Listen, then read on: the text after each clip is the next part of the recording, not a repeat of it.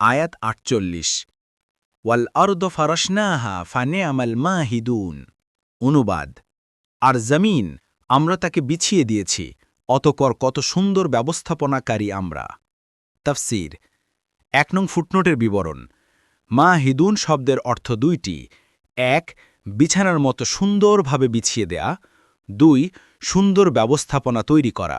দেখুন কুরতুবী। আয়াত ৪৯ ওমিন কুল্লি শাইইন খলাকনা যাওজাইনি লাআল্লাকুম তাযাক্কারুন। অনুবাদ, আর প্রত্যেক বস্তু আমরা সৃষ্টি করেছি জোড়ায় জোড়ায়, যাতে তোমরা উপদেশ গ্রহণ করো। তাফসীর। ১ নং ফুটনোটের বিবরণ। অর্থাৎ জোড়ায় জোড়ায় সৃজনের নীতির ভিত্তিতে পৃথিবীর সমস্ত বস্তু সৃষ্টি করা হয়েছে। প্রতিটি উদ্ভিদ ও প্রাণীর সৃষ্টিতে আমরা পুরুষ ও নারী জোড়া জোড়া হিসাবে দেখতে পাই।